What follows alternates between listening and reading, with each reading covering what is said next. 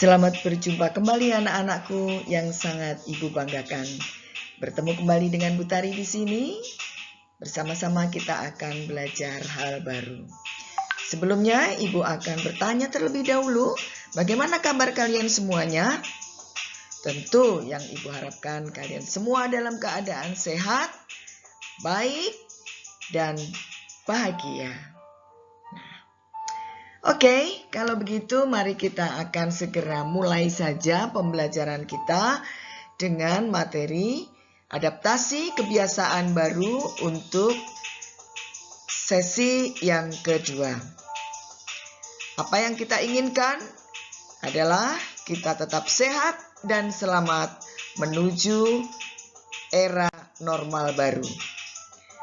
Tujuan pembelajaran yang akan kita laksanakan pada pertemuan kali ini adalah yang pertama, agar peserta didik mampu mencontohkan perilaku yang sesuai dengan adaptasi kebiasaan baru. Yang kedua, agar peserta didik mampu menganalisa pentingnya adaptasi kebiasaan baru.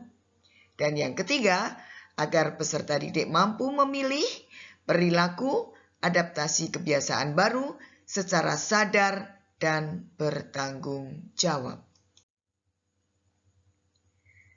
Apa saja adaptasi kebiasaan baru yang akan kita laksanakan, akan kita biasakan?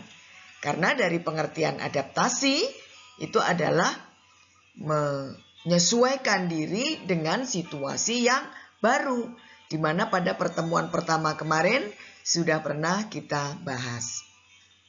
Nah, adaptasi kebiasaan baru yang sudah diberitakan oleh Kementerian Kesehatan Republik Indonesia bisa kita pelajari di sini.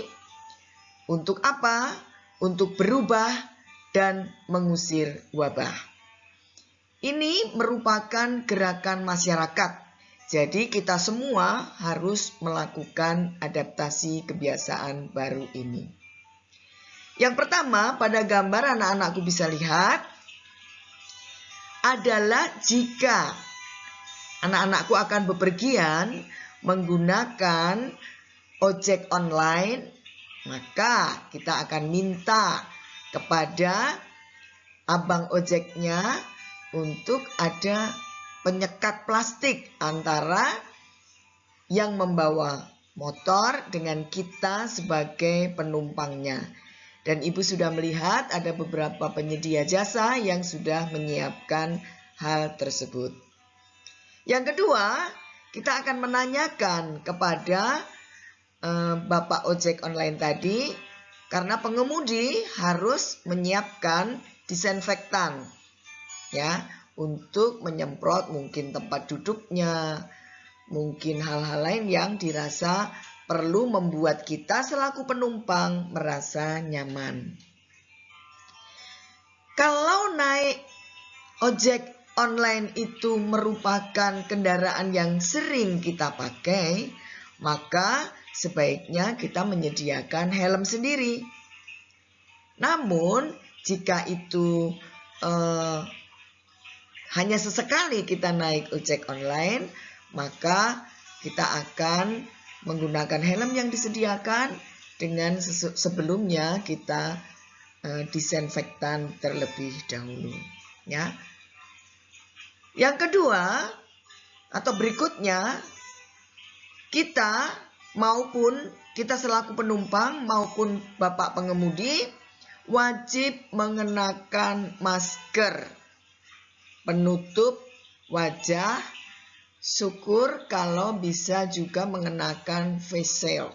Tapi karena di dalam helm itu juga sudah ada kaca penutup, maka yang utama adalah kita mengenakan masker penutup wajah. Kemudian diseyogiakan untuk mengenakan sarung tangan agar supaya tangan kita tidak bersentuhan langsung dengan hal-hal yang sifatnya umum seperti ini ya. Kemudian diseyogiakan juga kita membawa tisu basah, sehingga setelah kita turun dari kendaraan umum, kita bisa membersihkan diri dengan tisu basah dan juga atau hand sanitizer. Semua ini kita lakukan untuk melindungi diri kita sendiri. Berikutnya, apa yang harus kita lakukan juga untuk kegiatan adaptasi kebiasaan baru ini? Secara pribadi, diseyogiakan kita mengenakan baju lengan panjang. Dan tentu saja yang paling utama wajib pakai masker. Ya. Ini untuk situasi kemana? Misalnya untuk situasi kita sedang berbelanja ke toko atau mungkin ke pusat perbelanjaan, ya. Diseyogiakan seperti itu. Dan di dalam tas pribadi kita tidak boleh lupa kita membawa tisu basah, hand sanitizer, dan masker. Juga diharapkan kita melakukan transaksi non-tunai, tidak membayar dengan uang cash. Kalau bisa, ya. Kalau itu cukup sulit atau tidak memungkinkan, maka uang tersebut harus kita sendirikan. Kita menyediakan plastik untuk menyimpan uang kembalian. Atau jika terpaksa kita menerima langsung, tidak menyiapkan plastik, maka kita harus ingat bahwa setelah menerima kembalian, kita simpan di tempat yang khusus atau dompet khusus yang kita terima dari orang lain. Nanti setelah sampai di rumah, kita akan melakukan sanitasi kepada barang yang asing. Mengapa?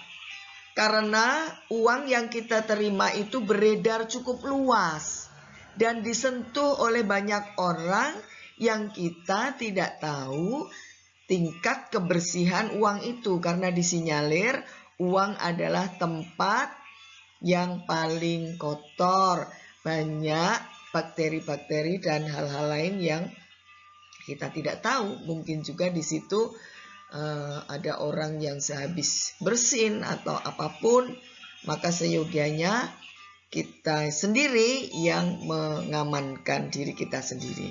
Dan tentu sampai di rumah kita sudah harus berganti pakaian, mencuci tangan dengan air mengalir dan sabun, atau menggunakan disinfektan. Yang ketiga, apa saja yang harus kita lakukan di adaptasi kebiasaan baru? Masih yang utama adalah mengenakan masker. Kalau kita merasa kurang gaya, nah kita bisa mencari masker-masker yang fashionable, ya. Kemudian tas yang kita bawa, ini yang harus kita perhatikan. Tas yang kita bawa dalam setiap kegiatan itu kita perhatikan apa saja yang sebaiknya ada di dalam tas itu. Ya. 1, siapkan tisu kering. Ini sangat penting untuk berbagai hal yang kita perlukan. Misalnya kita mau mengelap wajah, misalnya kita mau membersihkan sesuatu dalam diri kita, ya, itu menyiapkan tisu kering secara pribadi, ya.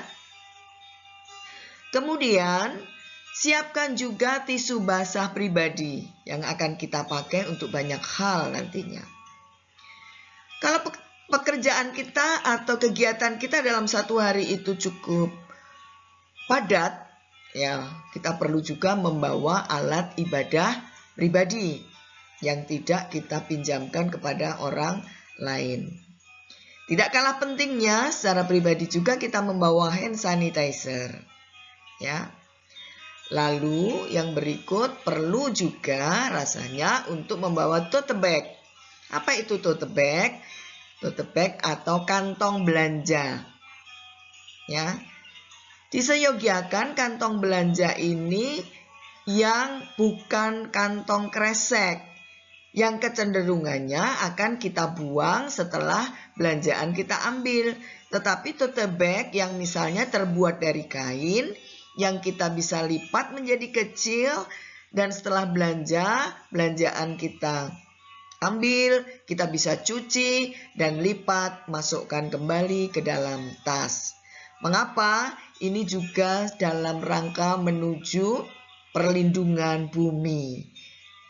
Sekolah Adiwiyata, siswa sadar Adiwiyata tidak menggunakan tas kresek, ya, atau meminimalisir penggunaan barang-barang dari plastik yang tidak bisa kita pakai berulang-ulang. Ya.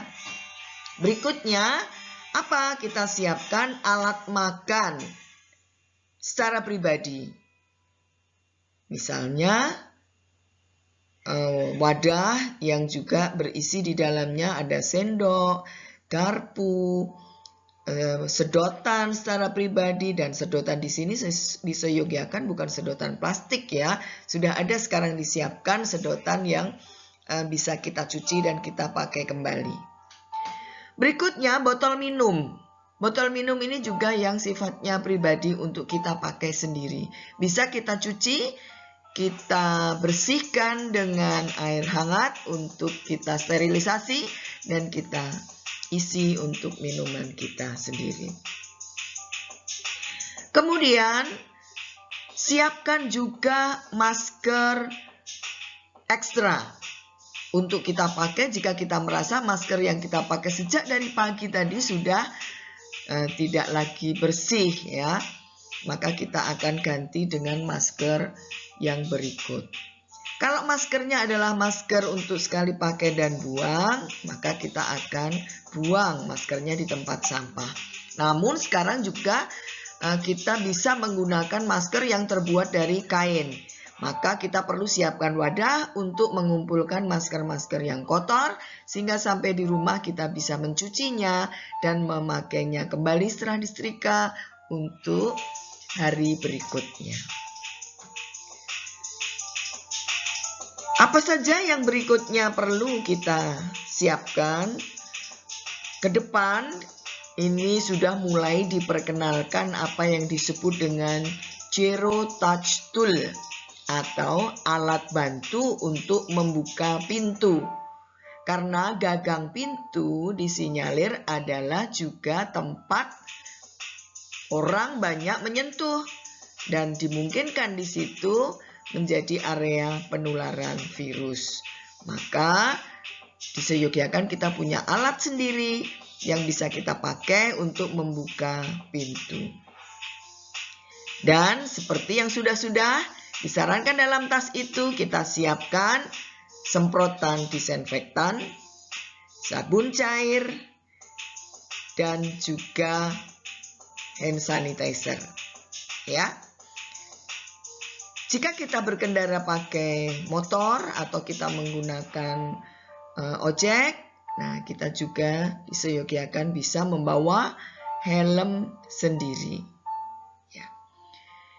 Demikianlah anak-anakku beberapa hal yang perlu kita pelajari atau kita siapkan, yang intinya adalah untuk kita melindungi diri kita sendiri secara pribadi supaya lebih bisa disiplin dan terhindar dari virus yang kita tidak tahu di mana dia berada. Tetapi paling tidak kita mengenali tempat-tempat yang kira-kira memungkinkan di situ adalah tempat untuk berkembang biaknya atau sentuhan-sentuhan banyak orang yang kita tidak tahu apakah mungkin orang-orang itu membawa virus atau tidak. Nah, setelah kalian mempelajari apa saja adaptasi kebiasaan baru yang disarankan oleh Kementerian Kesehatan Republik Indonesia, anak-anak diminta untuk menganalisa apakah penting atau tidak penting. Kalian bandingkan, kalian pelajari. Kalau melakukan akibatnya apa, kalau tidak melakukan akibatnya apa. dan diharapkan anak-anakku semuanya mampu memilih perilaku adaptasi kebiasaan baru tersebut secara sadar dan bertanggung jawab, saling melindungi antara diri sendiri maupun orang lain. Ingatkan teman jikalau dia tidak melakukan protokol kesehatan yang seharusnya, karena ketaatan akan membawa pada kebaikan. Demikian pembelajaran kita hari ini. Terima kasih. Sampai jumpa kembali di pembelajaran berikutnya. Sampai jumpa.